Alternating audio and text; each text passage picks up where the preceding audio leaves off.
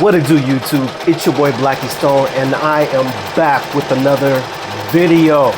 It's been a while, guys, but I've been busy in the lab with my embroidery, sublimation, as well as steel cutting vinyl. Yes, in 2023, vinyl is still important in your garment decorating business. Hey guys, today we're doing 3D embroidery, and we'll get into it right after this.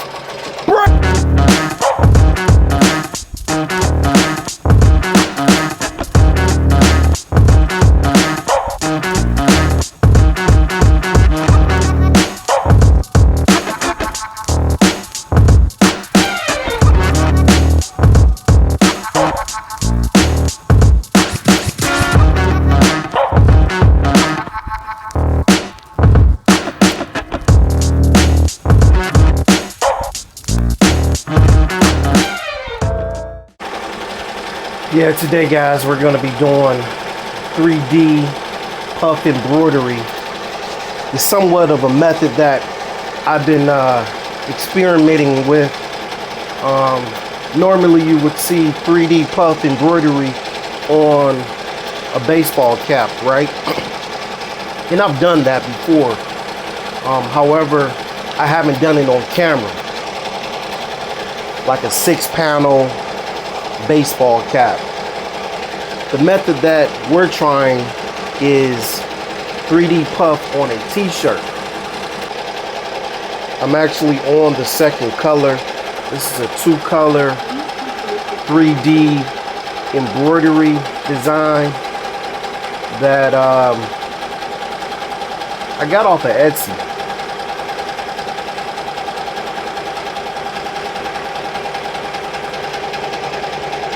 I can see, like, in the areas down here that there's some puckering. I'll try to eliminate that. But right now, these are just test stitches. While this is stitching out, guys, let's back up a little bit. You guys may or may not know, we did make a purchase last season with the Ricoma EM1010 10 needle. It's going pretty good. I do not regret the purchase at all. I've been able to recoup some of the money that we spent. However, you're probably in the same situation as me. You got a business, but you're really not driving it as hard as you should.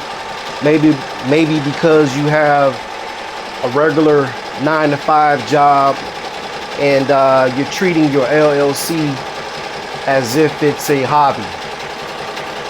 That's my situation right now.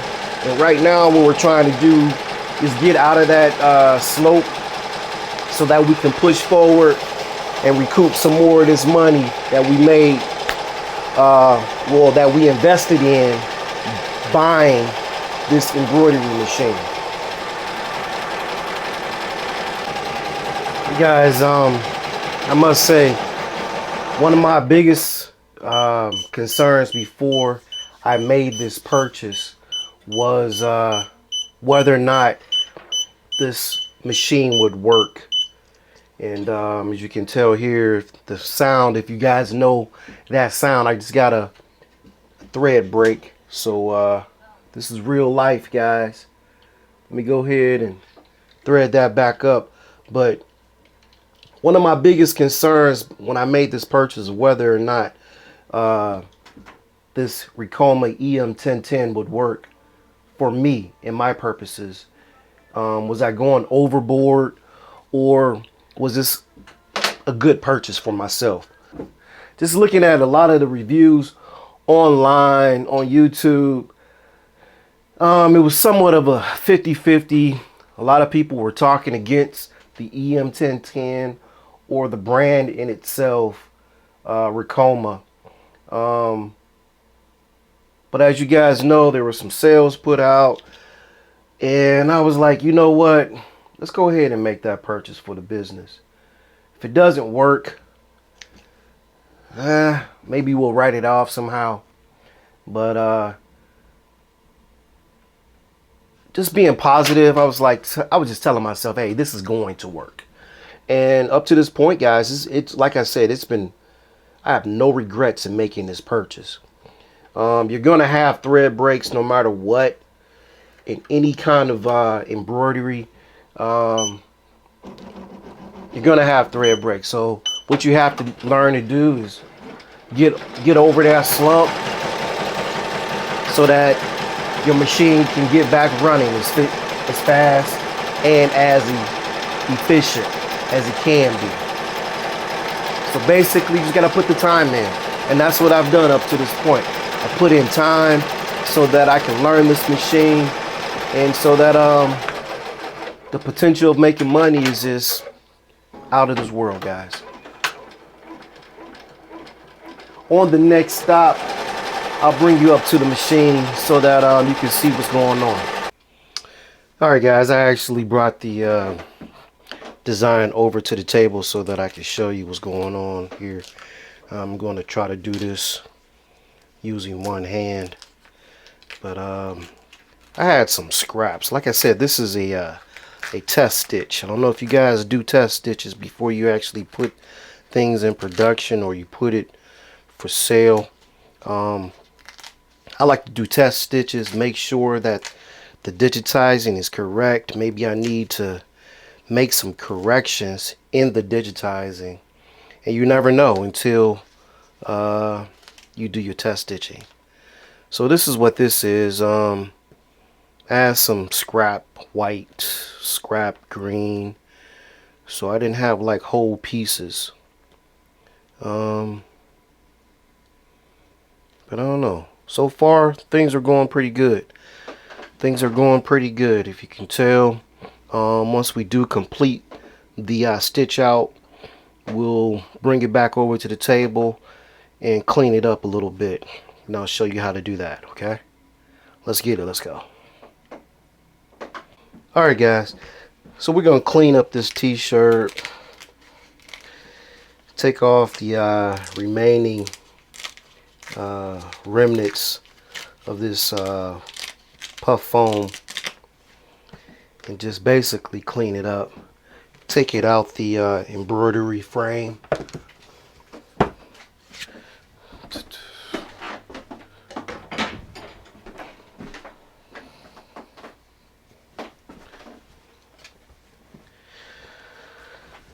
And we use the mighty hoop, guys. We'll do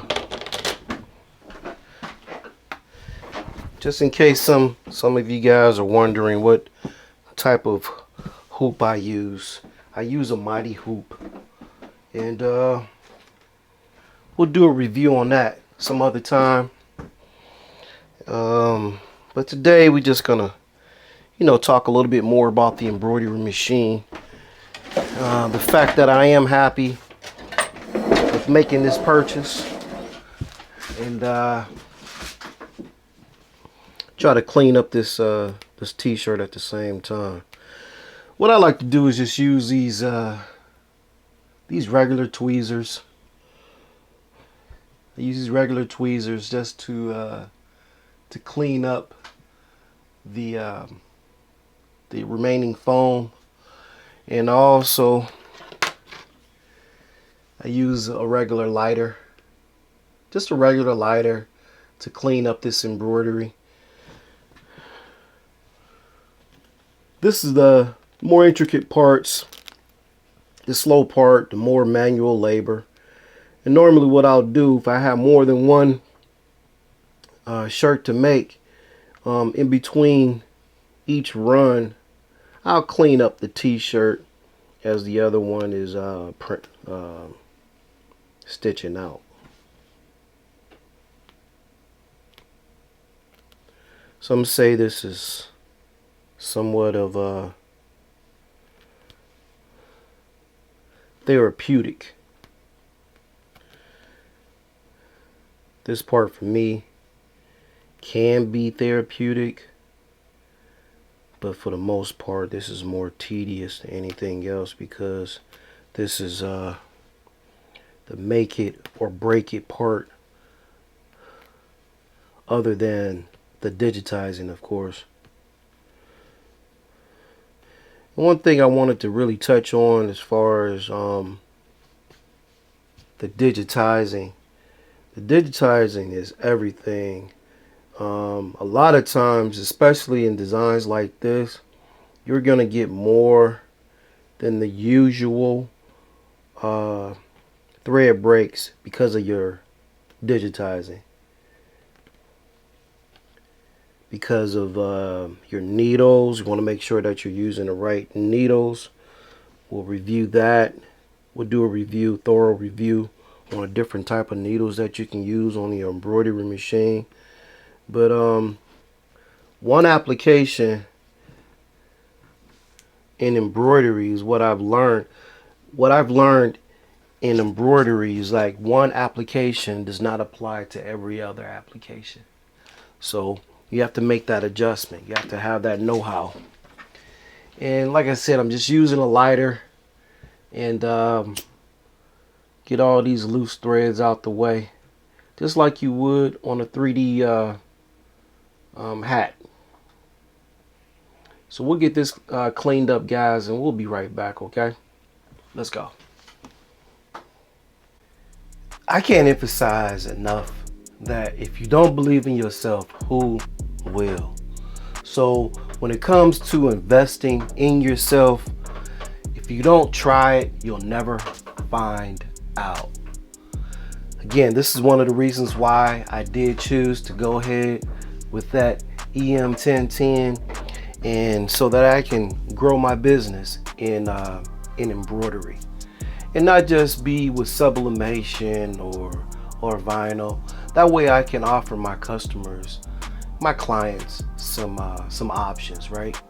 There's nothing like a left chest logo in embroidery, you know? With that being said, guys, hey, make the choice. Go ahead and buy that embroidery machine. Something bigger than a 4x4. If that's what you want to start off with, just to learn the process, go ahead and do that. Hey, I did it. As a matter of fact, whatever your finances allow you to do, I say go big. Go big. Or like they say, go home. So with that being said, guys, I'm gonna end the video. I'm gonna end it like I always do, with peace, love, and respect. Gang.